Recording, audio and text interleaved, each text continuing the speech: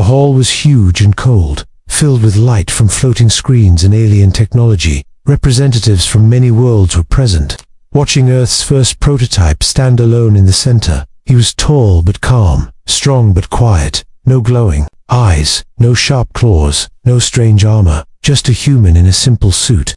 Standing straight with his hands at his sides, the alien observers began to whisper, then laugh. "That is Earth's best creation." One alien mocked, "So plain, so weak."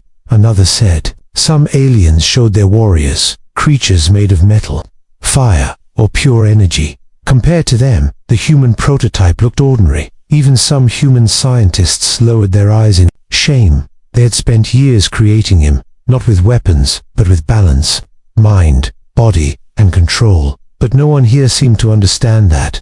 The Alien Council asked for demonstrations. Other species showed destruction and raw power, explosions, force fields, crushing strength. When it was Earth's turn, silence filled the hall.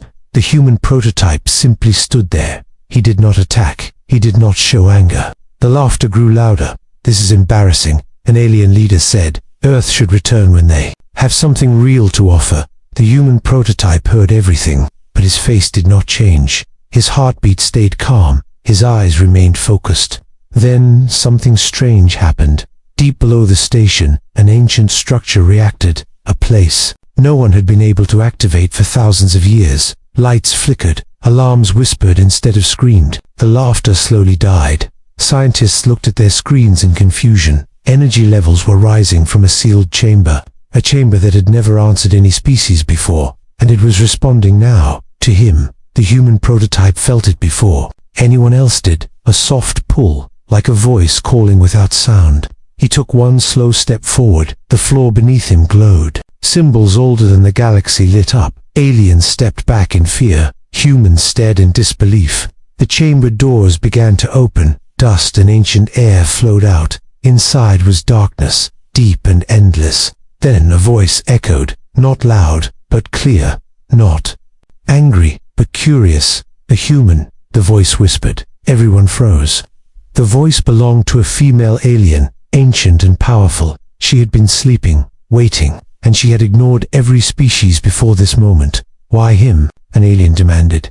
Shaking, the voice answered softly, "Because he listens." The human prototype stood still. He did not speak. He did not move closer. The darkness shifted. A faint glow revealed chains made of glowing metal and eyes opening. For the first time in centuries, the alien princess had awakened. Her gaze passed over the aliens, the machines, the weapons, and then stopped on the human. A small smile formed on her lips. "They laughed at you," she said calmly. "They always do, before they understand." The station lights dimmed. Energy surged through the walls, and for the first time, the galaxy felt something new. Not fear, not power, but expectation, because the prototype everyone laughed at had just been chosen by something far greater than them all. The chamber was silent except for the soft hum of ancient machines. The alien princess remained suspended in the air, bound by glowing chains. Her presence alone made the air feel heavy and alive. Alien leaders stepped back in fear. Some whispered her name like a warning. Others refused to even look at her. She was not just royalty. She was legend. For thousands of years, she had been locked away. Her species feared for their power and desire. They said she could bend minds without force, that she ruled not by fear, but by choice. The human prototype stood quietly. He felt her eyes on him, calm but deep, unlike the others. He did not tremble. The princess noticed this immediately. Her gaze softened. "You are not afraid," she said, her voice smooth and slow. "I see no reason to be." The human replied simply. His words surprised everyone. An alien commander shouted for him to step back. "She is dangerous," the commander warned. "She will control you." The princess smiled at that. "If I wished control," she said, "none of you would be standing." Silence returned, thicker than before. She turned her attention fully to the human. "You were created to be balanced," she said, not loud, not wild, but awake. The human did not argue. He listened. That alone pleased her. Other aliens demanded answers. Why did the chamber respond to him? One asked. Why not us? The princess raised her hand slightly. The chains glowed brighter, but did not break. Because humans are unfinished, she replied. They grow.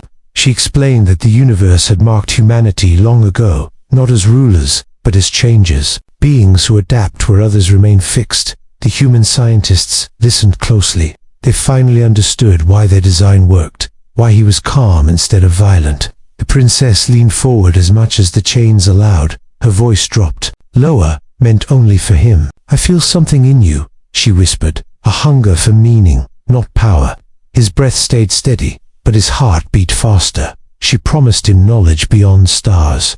She promised him strength without madness, and something deeper, forbidden even among her kind. Free me, she said softly, and I will show you desire without chains. The words echoed through the chamber. Some aliens gasped, others shouted in anger. The council ordered the human to step away immediately. They called her words manipulation. They called him weak for listening.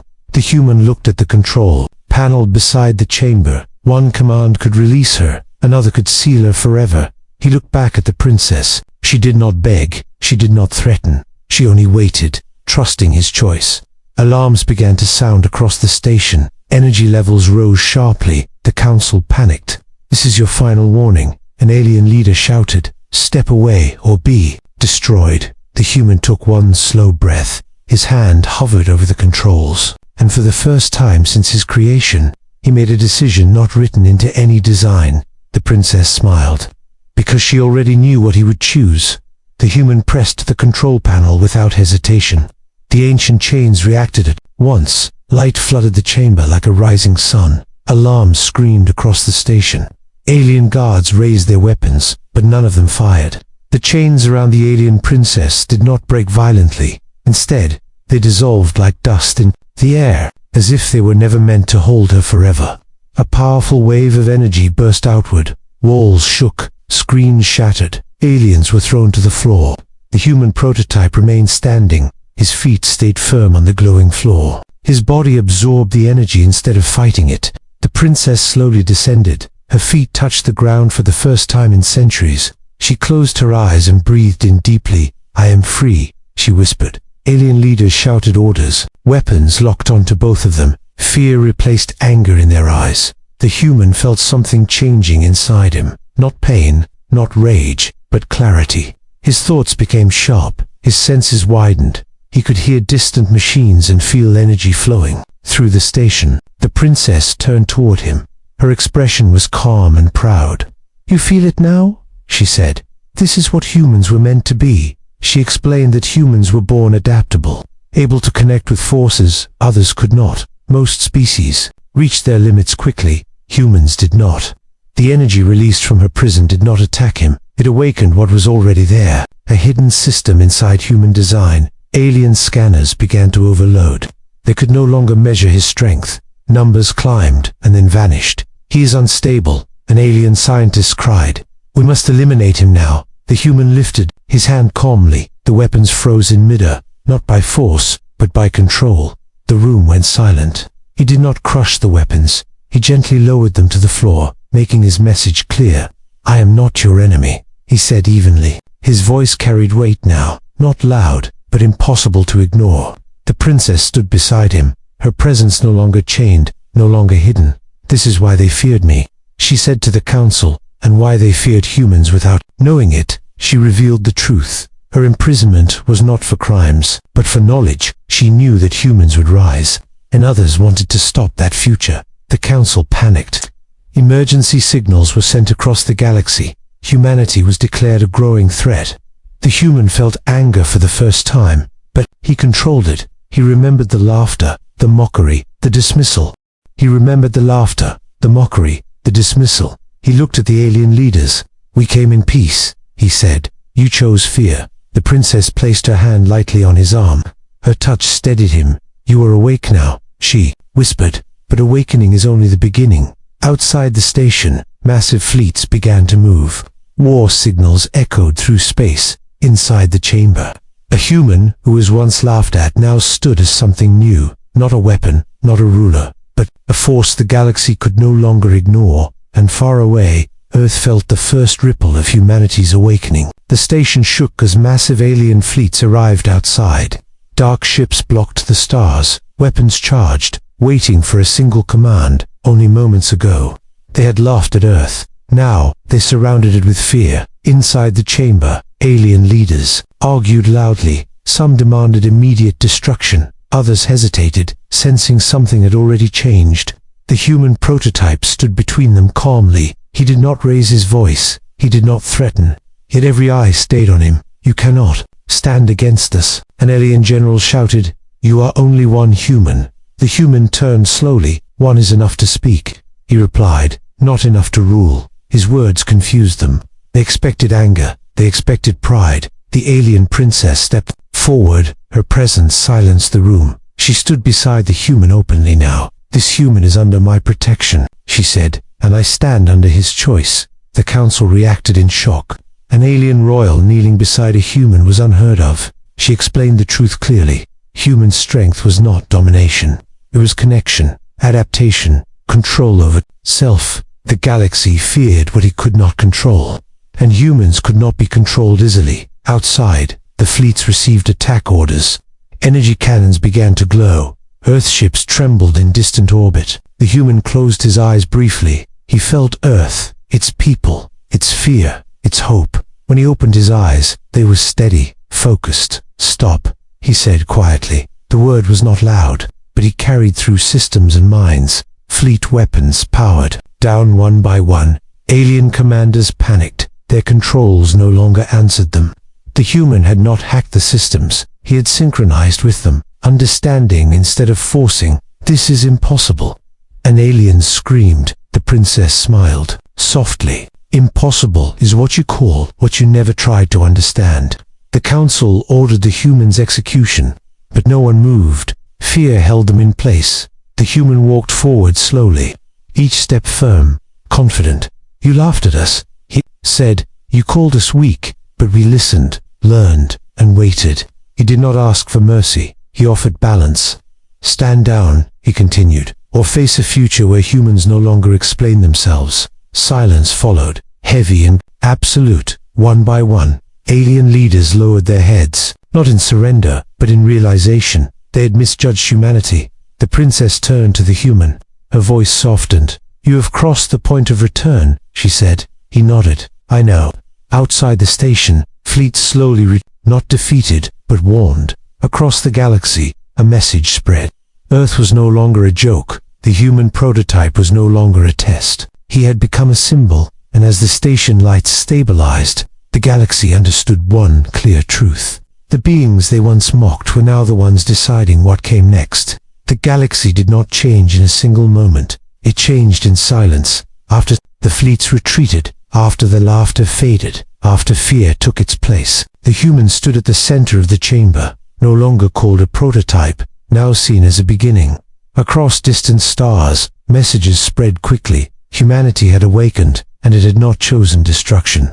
On Earth, people watched the skies in fear and hope. They saw alien signals slow, then stop. Governments waited for orders, but none came from above. The human sent only one message: "We are ready to speak." The alien council reconvened in humility. No weapons were displayed this time, only open screens and lowered voices.